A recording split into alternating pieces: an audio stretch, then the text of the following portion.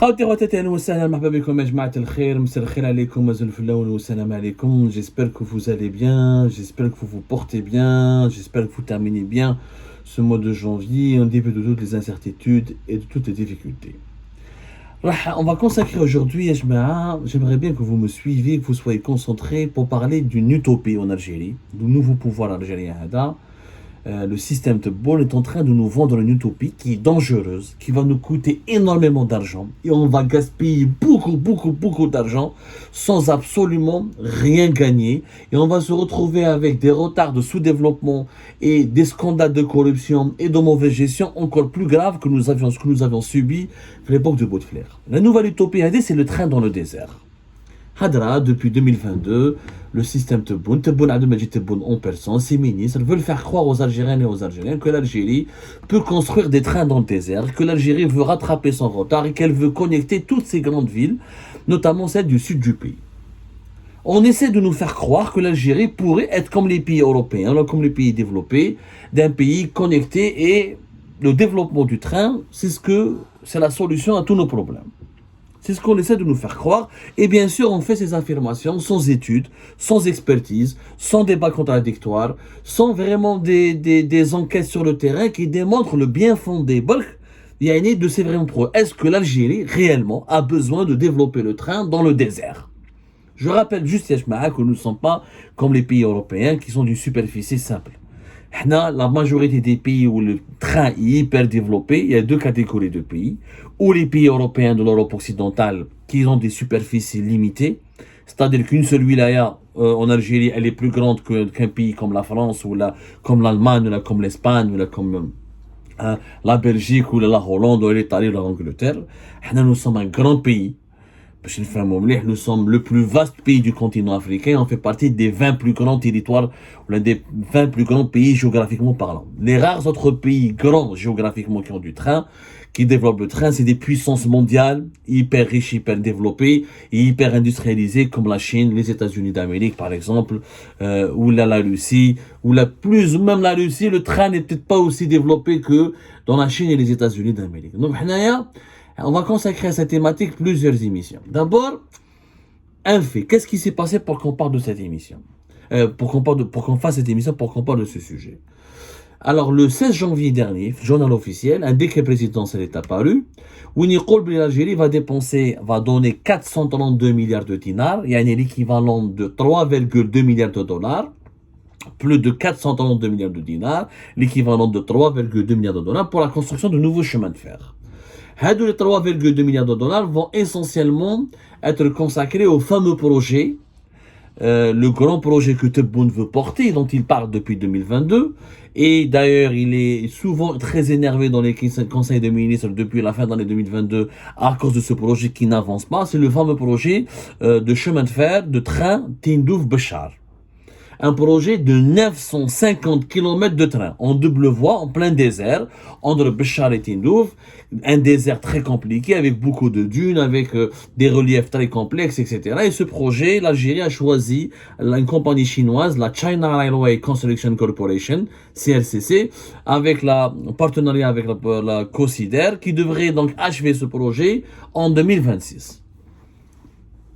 3,2 milliards de dollars. En réalité, jusqu'à maintenant, je te fais un moumlih, 950 km de train en plein désert entre Béchar et Tindouf. Déjà, la première phase de ce projet ne consiste pas à réaliser 940 km. Les Chinois, pour le moment, ont été choisis, sélectionnés pour réaliser 577, 577 ou la 577 km de rail entre Tindouf et Béchar. Pour le moment, les Chinois ne se sont pas engagés, ils n'ont pas pris le marché pour réaliser les fameux 940 km. Parce que 940 km, ça va coûter beaucoup plus que 3 milliards de dollars.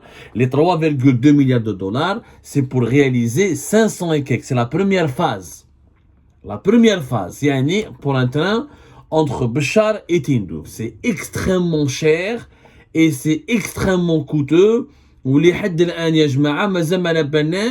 Est-ce qu'un jour ce projet sera rentabiliser. انا نقولها لكم من دوكا. Et la majorité des experts qui ont un peu d'aide qui قراو ou les داروا يعني des études où ils ont essayé de comprendre etc ce qui se passe sur ce projet là ont directement dit que ce projet est une catastrophe, est un gâchis. احنا هضرناها déjà lors d'une émission اللي درناها fin septembre 2023.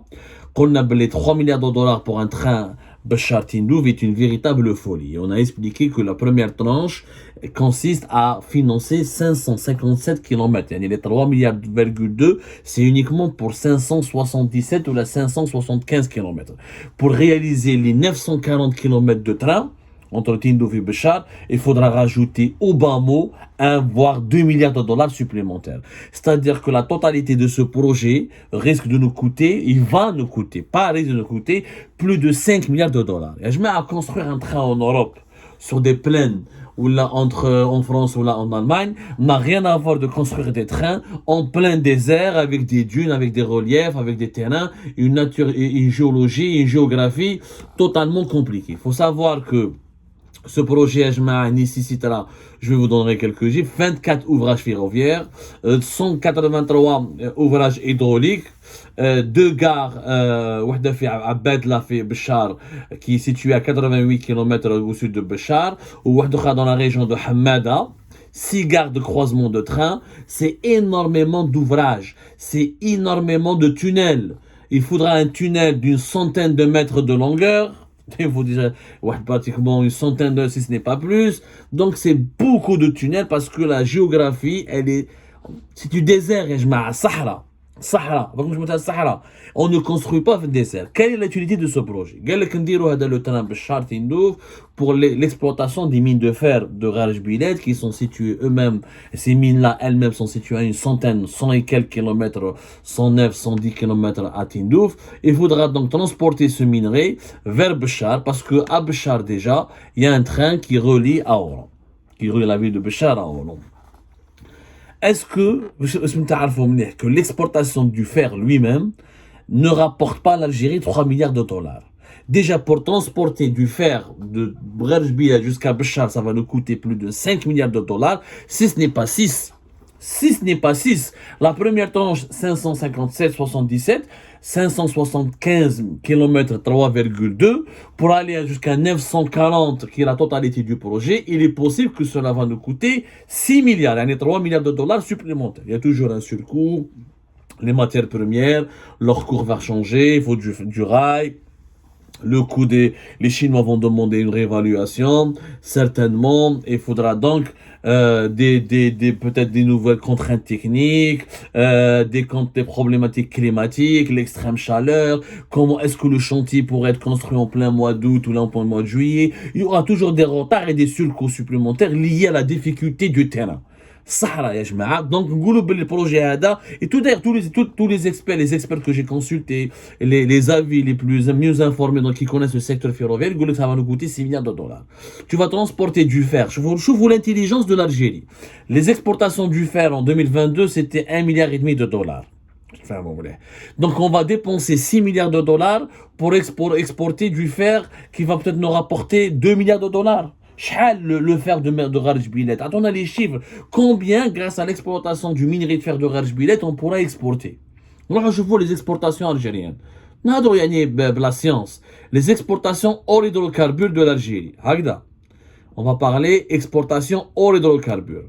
Il faut savoir que les hydrocarbures, je te fais un moment, le pétrole et le gaz ont représenté 91% et 92% de nos exportations en 2023 et 91 et 92% de nos exportations en 2022 et kiff 91% et 92% de nos exportations en 2020. C'est-à-dire que 92% de nos exportations, c'est du gaz et du pétrole brut. Le reste, les produits semi-finis, des dérivés du pétrole, qui met les engrais, qui met les produits chimiques, etc., qui sont des dérivés du pétrole et du gaz, et qui constituent pratiquement tout le reste des exportations des hydrocarbures, mis à part un peu de fer et un peu de ciment.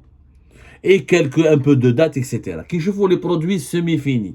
On va dire que l'acier sera classé dans la catégorie des produits semi-finis. C'est-à-dire qu'ils ont déjà connu une première transformation. C'est des produits c'est de la matière première, c'est du minerai qui a été déjà transformé en rond à béton, en acier, etc. et qui va être exporté. Les produits semi-finis, باش نتفاهموا مليح. Alors, combien ça va nous rapporter en 2023 jusqu'à maintenant 7 milliards de dollars, 5 milliards de dollars voilà, ça c'est toutes les exportations. Pardon, en valeur, c'est 3,4 milliards de dollars en 2021, 5 milliards de dollars en 2022. Et durant les 2 premiers trimestres, le premier semestre de l'année 2023, on a exporté pour 2 milliards de dollars de produits semi-finis. يعني la totalité des نقولوا شحال le fer شحال l'acier représente les 2 milliards de dollars. نقولوا كي طلع كسر الدنيا نقولوا la moitié, alors qu'on sait que c'est pas la moitié parce que les produits l'Algérie exporte plus de ciment et des engrais, surtout les engrais, parce que les engrais leur valeur elle est chère, elle est recherchée dans le marché mondial, que le ciment, que le fer. نقولوا la moitié. يعني 1 milliard de dollars. يعني 2023 بالك on va exporter 2 milliards de dollars de fer. En aucun cas, quelles sont nos capacités d'exportation? Est-ce qu'on peut rentabiliser les 6 milliards de dollars qu'on va mettre juste pour le train? Parce que en réalité, le projet Raj Bilet, il va nous coûter, parce qu'il n'y a pas le transport il faut extraire le fer, il faut le transporter jusqu'au nord du pays, ensuite le transformer, ensuite le commercialiser. La totalité de ce projet de Raj Bilet, avec les investissements nécessaires pour l'exploitation et la production du fer localement, son transport et sa transformation, selon les études les plus actualisées, 30 milliards de dollars. Le train va nous coûter 6 milliards de dollars, alors que les exportations dans les produits semi-finis n'ont jamais dépassé, ils sont à peine, le meilleur chiffre c'était 2022, 5 milliards de dollars. Les produits semi-finis. C'est-à-dire que pour rentabiliser Raj Bilet, rien que rentabiliser les investissements dans le train, il faut qu'on transporte, il faut qu'on exporte 6 milliards de dollars de fer. Or, on n'arrivera jamais à exporter 6 milliards de dollars de fer. Parce que pour exporter beaucoup de fer, il faut une bonne industrie sidérurgique. Et l'industrie sidérurgique consomme elle-même, il faut beaucoup d'investissements. Et il faut plusieurs années. En aucun cas, on ne pourra gagner 6 milliards de dollars d'exportation de fer. Ni demain, ni après-demain, ni jusqu'à 2030. Parce que l'industrie sidérurgique, encore une fois, c'est beaucoup d'investissements. Et on a de grandes concurrences sur le marché mondial. Il n'y a pas que l'Algérie qui a dû faire. Je ne fais un mot. Il y a beaucoup d'autres grands exportateurs à travers le monde. Donc, il faut investir en permanence. Et les sites industriels dans l'industrie sidérurgique, il faudra les maintenir, les financer, leur donner du gaz et de l'électricité. Donc, ça va nous coûter toujours très cher. En aucun cas, on ne pourra exporter 6 milliards. Il n'y a aucun scénario plausible. L'Algérie pourra exporter plus de 6 milliards de dollars de fer. C'est pas possible. Donc ce train Béchar Tindouf, on va jamais le rentabiliser. Maintenant vous allez me dire, mais Abdou, il n'y a pas que le transport du fer. On pourra le rentabiliser avec le transport des personnes. Tindouf, c'est même pas 120 000 habitants. Béchar, c'est 300 000 habitants. Combien de personnes vont utiliser le train? Les 2 wilayas, c'est 400 000 habitants. 6 milliards de dollars pour 400 000 habitants? Même si toute la population de Béchar et de Tindouf va utiliser chaque jour ce train, on ne va jamais le rentabiliser. Qui va descendre du nord jusqu'au sud pour aller travailler à Tindouf? Qu'est-ce qu'il y a comme travail à Tindouf? Le projet Raj Bilet, il y a 3000 emplois directs. شكون اللي حيجي يخدم 3000 يا ربي pour les chômeurs locaux. شكون يجيك من الوهران le nord pour aller travailler à Tindouf? Qu'est-ce qu'il y a à Tindouf? Est-ce qu'il y a beaucoup de tourisme? C'est une utopie. Avec 3 milliards de dollars, au lieu de les consacrer à un train qui ne sera jamais rentable et qui ne sera jamais réalisé en 2026, vous allez le voir. Parce que les Chinois vont confondre les études, vous allez voir, les Chinois vont les contester, ils vont dire que vous avez fait des mauvaises études, que le désert, c'est trop compliqué, il y aura des aléas climatiques et des problématiques locales, il y aura toujours des études qui seront refaites, et il ne sera jamais livré en 2026. Et rien que la première tranche de 577 km va nous coûter, vous allez voir, dans les 4 milliards de dollars. Et c'est un train qui ne servira à rien. Parce qu'il va connecter 2 régions qui sont économiquement sous-développées, où il n'y a pas beaucoup d'opportunités économiques, où il n'y a pas des écosystèmes économiques déjà développés. Le train fonctionne en Europe, pourquoi? Parce que dans les pays européens, il y a des régions industrielles, des régions économiques qui sont dynamiques. Les gens donc ils recourent au train, ils font du transport, ils se déplacent d'une région à une autre parce qu'ils travaillent, ils gagnent de l'argent. Mais qui travaille à Tindouf, il gagne de l'argent, qui travaille à Béchar, il gagne de l'argent. Il y a un potentiel touristique important à Béchar, oui. Il y a un potentiel touristique important à Tindouf, oui. Mais qui pourrait être exploité facilement par la voie terrestre et par la voie aérienne. Mais construire 6 milliards de dollars pour un train, dans deux régions où elles-mêmes, elles sont pauvres et elles ne génèrent pas ces 6 milliards de dollars déjà, donc c'est une connerie absolue. Le train dans le désert en Algérie, le colonialisme français l'a déjà fait. On a déjà essayé, à l'époque du colonialisme, il y a 3 lignes déjà qui ont été construites après l'indépendance, avant l'indépendance,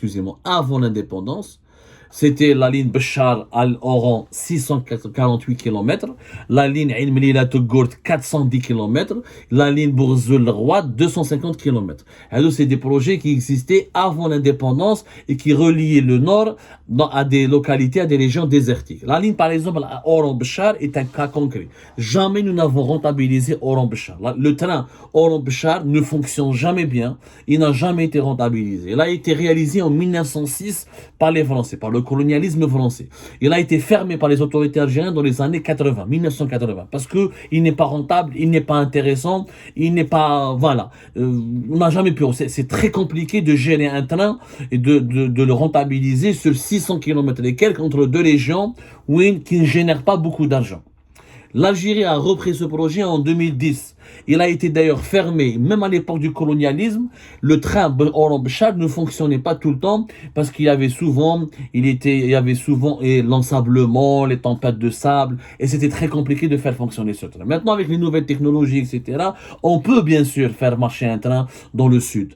Mais le problème n'est pas comment le faire marcher. Pourquoi le faire marcher? Et est-ce qu'il sera rentable? Est-ce que la ligne Oran-Béchar a été rentabilisée? Jamais. Pour une raison simple, pour que le train c'est un moyen de transport. Il est intéressant de le prendre si tu vas dans une région où il y a de l'activité économique. Si dans Béchar, on crée des zones économiques, des zones industrielles, et on arrive à faire des marchandises, et des biens et des services, et si Béchar attire des millions de touristes, on dit que oui, c'est intéressant, la ligne Oran-Béchar va te rentabiliser. Et Béchar elle-même, Territ, etc., ou Abebsa, n'arrive pas à attirer une activité touristique de bonne qualité. Il n'y a pas que le tourisme, parce que le tourisme, nous sommes un grand pays, il y a les aéroports. À la belle qu'on peut voyager en avion, ça coûte moins cher qu'en train. Parce que le train, c'est des infrastructures hyper compliquées. Même en Europe, il y a un lobby, ils veulent que les Européens, parce qu'on a les dirigeants taouana, ils veulent faire comme les Européens. Voyager en train, c'est plus écolo. Ça reste à prouver. Parce que le train, il faut qu'il soit électrique, etc., pour qu'il soit pas polluant. Est-ce qu'on peut électrifier des milliers de kilomètres de train dans le sud, dans le désert? C'est hyper compliqué. Encore une fois, un pays désertique comme l'Algérie ne peut pas être géré comme des pays verdoyants, comme l'Union européenne. On est obligé de continuer à faire de l'avion. Et l'avion, ça coûterait, si on développait des compagnies aériennes privées algériennes de low cost avec des taxis aériens et des avions, les billets d'avion seraient beaucoup moins chers et je pourrais faire Oran-Béchar ou la Alger-Béchar, Alger-Tinouf avec l'avion, ça me coûterait moins cher et l'État ne sera pas obligé de payer 6 milliards de dollars pour un train qui ne sera jamais rentabilisé et efficace.